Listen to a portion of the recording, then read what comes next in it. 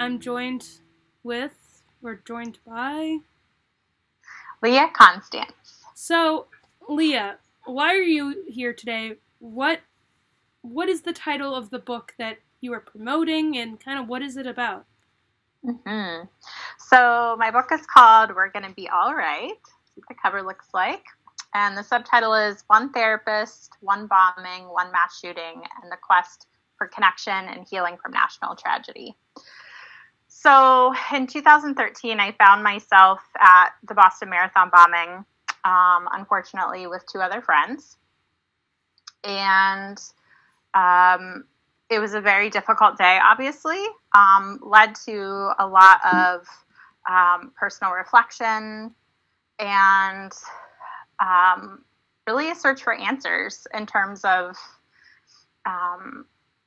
what does it look like to heal from national tragedy? How do you do that with a group of people that were with you when everyone has such a different experience? And then I unfortunately recently also found myself with two friends at the mass shooting in Las Vegas. We were a block away from both events, both the shooting and the bombing. So we were not directly there, but enough to be involved, to hear everything, to see people running, to see a lot of the unfortunate aftermath. And so that really, going through both of those events, I was really sitting with, well, what do I do with this? I've been through two of these now. I'm 36, so still in a pretty short lifetime. I'm also a licensed mental health counselor, so I deal with trauma on a near daily basis. And it really, something just suddenly dawned on me after the shooting that I needed to write a book, and I wanted to interview people. So I interviewed, I believe it was 7 other people who had all been through similar events, 9/11, also some other people at the marathon when the bombing took place. And so the book is really literally about my quest for connecting with them, what I learned in my connection with them, and about myself through my own process.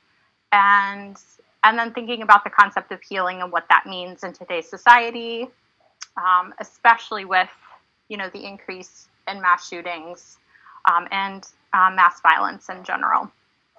Yeah, just hearing that. That's so tough. I can't even imagine living through two of those experiences. Just living through one of them is difficult enough, and then two of them. Yeah, I imagine you probably, I don't know, is it survivor's guilt? Is that that's a real thing, right? So being absolutely it is. But I imagine that it's good that you were able to connect with people with that have shared a similar experience, because I think that oftentimes during something like that, it's a very isolated thing, I guess, and you feel like, oh, it's all on me. But knowing that there's other people going through the same thing, I think is very helpful, right? Yes, agree. It was really helpful. And, I like to think of myself as an emotional witness to these events. That's kind of a phrase that I have come up with. The word survivor just didn't really sit with me very well because I wasn't directly involved. I wasn't right where the bomb went off and survived that. I was a block away. And so to me, it was more like I was a witness to all these feelings, right? The collective energy of those events. And what I found through interviewing people in a similar situation is that they all felt very similar. And so what often comes up is also this guilt of even wanting to talk about it because, well, we weren't directly there. So why should we be going through very similar feelings that other people were, right? Who am I to be grieving this, right? When someone actually passed away and their family is grieving. And so what I found is just this common theme of feelings through all of us, but in a little bit of a removed way. And yet we still all needed the space to process. And most of them would say wow, I didn't think I had that much to say until you interviewed me. And then it all came out and erupted, and I haven't been able to talk about that. So it really did help all of us connect. And I think all of us could say that we found a bit of healing in that for sure. I was going to say, like, what do you think you learned from the experience of interviewing all these people? Mm-hmm. I think the biggest thing is how much faith helped us. Some people I interviewed belong to organized religion. Other people would say that they were more spiritually connected. And regardless, every single person said that had something to do with how they made it through those moments and the aftermath. And yeah, so I feel like that was really the biggest one that came up.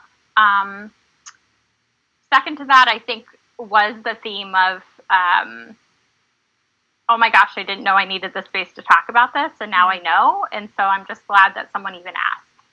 And so to me, that also speaks to just allowing space for people in your life to process, just getting curious with them, not being pushy about it, right? Like and not that anyone would necessarily do this, but instead of just saying, hey, tell me about what happened, right? It's more this asking permission. Like, is it okay to ask you some questions about this? Would that be helpful for you? Would it not? What do you want to share with me? Yeah, I think a lot of people found that many people didn't ask how they were doing in the aftermath of that. And there are reasons, right? Again, other people, had a much more difficult time in some ways, or I think also a common thing is people don't know what to ask or how to handle it. So they just don't say anything. Yeah. And so I think one of the biggest themes that came up was it's better to ask something and say you care than not say anything at all. I was going to say, just to have, I think, especially during a time like this, like with COVID and everything, I just think that asking people how they're doing is more important than anything else. You know what I mean? And it's weird because it's just like one thing, but yet, I think we have a lot of things holding us back to why we would want to, reach out to someone, for your instance, like someone who had experienced some sort of traumatic event, so it's difficult, and I'm glad you gave these people a platform to share that. And I'm just curious, did you self-publish this, or did you have a publisher? Like, how did you go about that process? Yeah, that is a very complicated question, but I will do my best to explain as simply as possible. In the beginning, I really did want to find a traditional publisher. And I did not end up going that route for a few reasons. One is I just had this intense feeling that I wanted to have full control over the way that it went out into the world. I didn't want words to be changed, especially because being a therapist, I know how important it is to really honor people's words as they come out, and to cherish that, and not to say that traditional publishers wouldn't do that, right? But I just know that a lot of it can be, here's what we need in order to sell this book.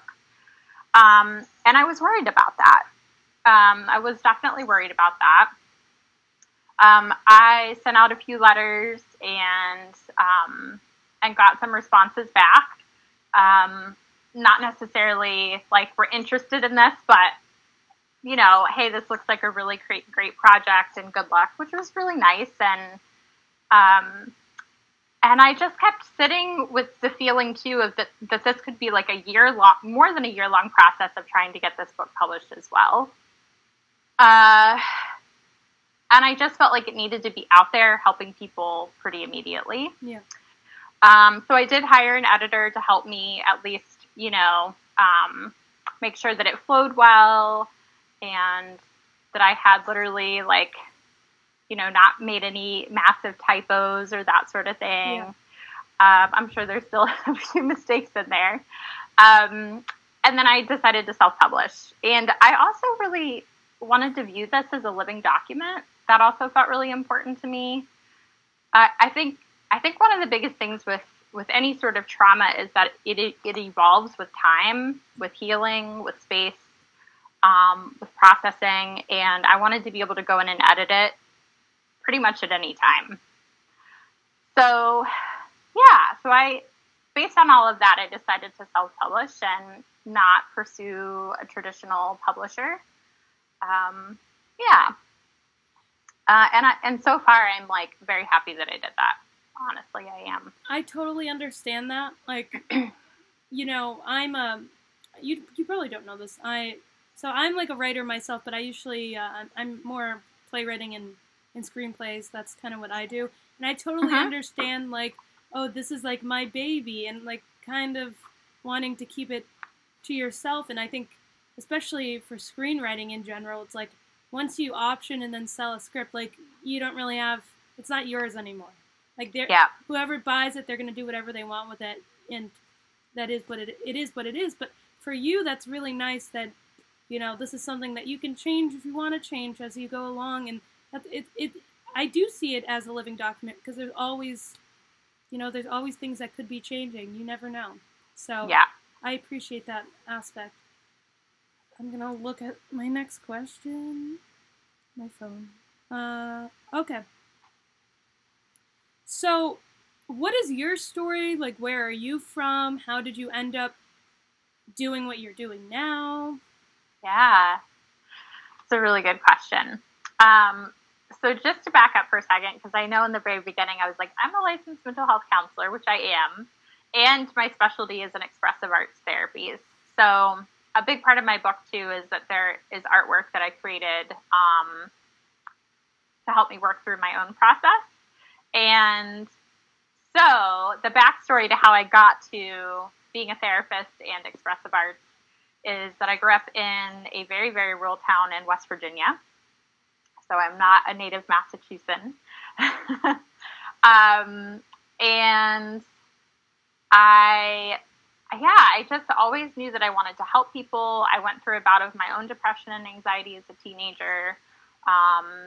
Definitely still to this day see a therapist. Find a ton of value in that, always have, and just knew that that was a way that I wanted to give back to my community as well.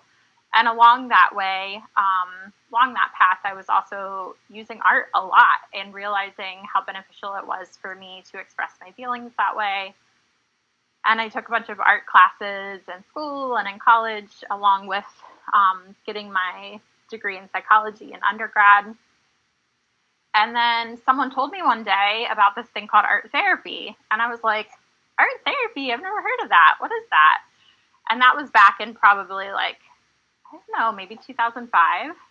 So the field was just starting to percolate. Now art therapy's heard about a lot more than it was then. And at the time, there were only a few schools, especially on the East Coast. But I heard about Lesley University in Cambridge and went to visit, and it felt like the right place. And so I got my degree in expressive arts therapy and mental health counseling from there, and met my husband, and the rest is history. So, and now I'm in private practice in Somerville, Massachusetts. Yeah.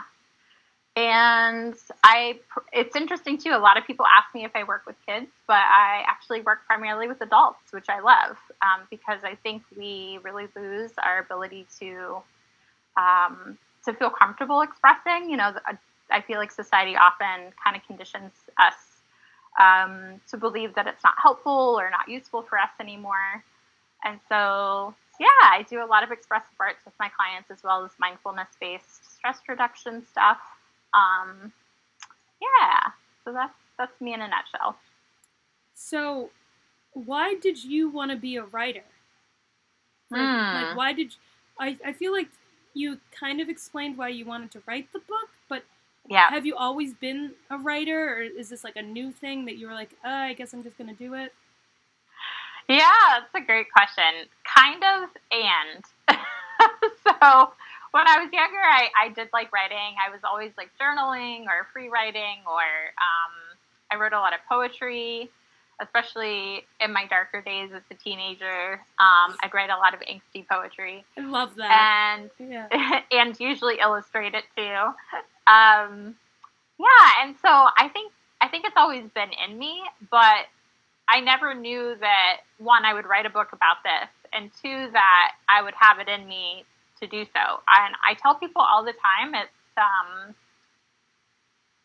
I just kind of feel like I didn't have a choice. And that seems strange to say, but it was just this deep calling I had. And I wrote the first draft in 3 months. It just like flowed out of me. I think I had all the interviews done in like 3 months as well. And granted, the editing and the actual like fear of this being visible took a lot longer to navigate. But yeah, it just, something was really calling me. And I definitely think, I'm a very spiritual person, and and so I would just say like, I do feel like there was this deeper spiritual push from the universe to be like, this is what you need to do with these experiences, and here you go. And I remember calling my parents when I decided to write this, and I was like, I'm going to write a book, and I think I'm going to do it in 3 months. And my mom was like, huh, okay. And she's like, you always have these really interesting ideas, and then you tell me more about them, and I'm like, okay, maybe she's onto something there, and usually you are. So she was like, go for it, Yeah, and I just, yeah. So that's kind of how it all started. And yeah, so it's an interesting question, because I'm like, I don't know that I always wanted to be a writer, but I do feel now that this one is published that there's more there. Like I do think I will probably write some more in my lifetime. Well, I was gonna say, is there another? Do you think more? There are more books in the future? Do you have like a specific goal you want to reach now with your writing? Yeah, that's another good question. I don't know about so much a goal, but I think similar to this one, I'm just waiting for the spark to be lit. That's literally how it felt. Like, here's the spark, now go write, So I think I'm waiting for that moment, and then I think I will know. I think it'll just be a knowing, and I'll have to trust it, like I did with this one. I totally agree. Like, what I tell people, because, I write all the time, and like I said, mostly screenplays and plays and things like that, but people who are just starting to write for the first time, they're like, how do you even like follow through with it? I'm like, if it's a good enough idea, and you like are so confident and you feel like you have to tell it, then you're going to do it no matter what. Like, you're going to make the time and you're going to do it. And I feel like you have the same stance on it too. You kind of have that same motto also. Yeah. And that spark just kept me going. That spark turned into a flame, and that flame turned into a book. Yeah. And a great book, like a book that's, actually going to help people. But also, I love how writing can have like a dual effect, because it can help people, but it can also help yourself. Like, I know that I've done a lot of writing of like, I guess, traumatic experiences, and it's like a healing process. It's like, once it's done, it's like, oh, I can kind of, I'm not going to forget, but I can kind of move on with that stage in my life, right? Mm-hmm. So absolutely. I assume that's like a similar thing that happened to you. Yes, absolutely. There's a phrase in any sort of like energy practices that we do with people, whether it's like Reiki, if you're familiar with Reiki, or some forms of energy work like that. It's called borrowed benefits. It's this idea that like, because the energy is flowing through you to reach the other person, you also get the healing benefit from it. And I felt very much that way about this book, that it was just as healing for me as I hope it is for other people. Yeah.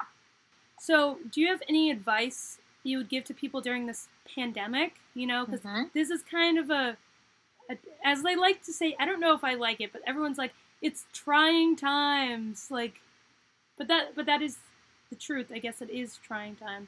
So I guess, what advice would you give for people during what's going on now? Yeah, it's a great question too. I feel like there's a lot I could say about this too, but I'm going to try to simplify. The first is to take everything day by day. And in some ways, I know for some people that can feel oversimplified and like, yeah, right, how do I do that? But And I will be honest, there's still a part of me that rebels against that. You know, like, what do you mean I can't plan a week out or a month out or a year out?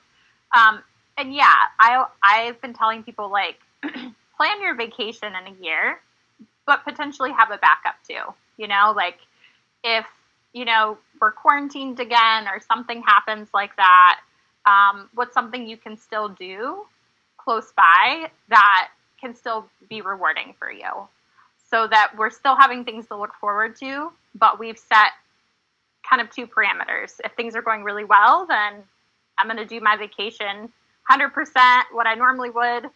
And if not, then here's my backup plan. So that's the first thing. I think we all really need those things to look forward to. And that what we're finding is every day the facts about this are changing. The news is changing. The COVID count in our area is changing, right? So we do have to be tuned in to some degree to the data and the advice and the numbers. And I've been recommending for people that they really just check once a day in the morning and then decide what feels safe for them. You know, does going to the grocery store feel safe, or do you want to do Instacart or whatever that means for you in your area, right? Those sorts of things. The other thing I find a lot is that people are really worried that they're not feeling happy. And what I've been saying is, are we really supposed to be happy during this time? If some people are, great. I will never take that away from them, right? Ever. And I really think now is not, the goal is not to strive to be happy. It's how do we stave off depression, right? Because the world feels like it's falling apart right now. We are all going through our own trauma responses to that. Our nervous systems are freaking out quite a bit, you know? And so when we have the societal pressure to always be happy, always be smiling, always talking about the positive things, and the world is reflecting the opposite, we're going to feel a lot of inner turmoil about that.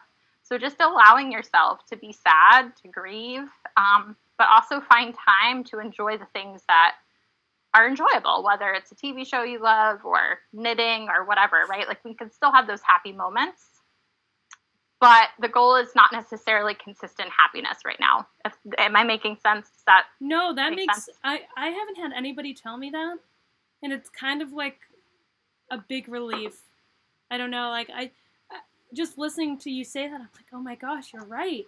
Like, why are we all like, we need to be super happy? Like, I don't need to be happy all the time. Like, I don't want to be depressed, but it doesn't have to be like a whole thing. I don't know. I guess I hope our viewers will kind of like take that also, but I'm kind of just shook. I don't know. No one's said that to me, and I feel like I wish someone would have said that to me sooner. Oh, so, well, you've heard it from me. I really take it and run with it. Yeah, and share it. Share it with I your am people. going to share it with people. But yeah, no, that's so good. Well, do you have anything else you want to plug, like your social media? I don't know if you have social media, email, whatever. Yeah, I think the best thing would probably be my website. I have to, for various reasons. I have to keep my private practice separate from like artwork that I sell and things like that. And I do offer energy work sessions outside of therapy, that sort of thing. So my private practice website is my full name. So it's www.leahconstantz, LeahConstantz, so you'll find everything about my therapy practice there. And then my other website is www.liveexpresscreate.com. And so that'll have more of like energy work, the art that I sell, things like that. Yeah. Thank you. Well, thank you so much for coming on to Book Talk this week. It's been a pleasure. I feel like I've learned so much. This is what we needed, Leah. This is what we needed. This is what I needed. I feel like other people needed this too. So yeah. Well, it is available on Amazon.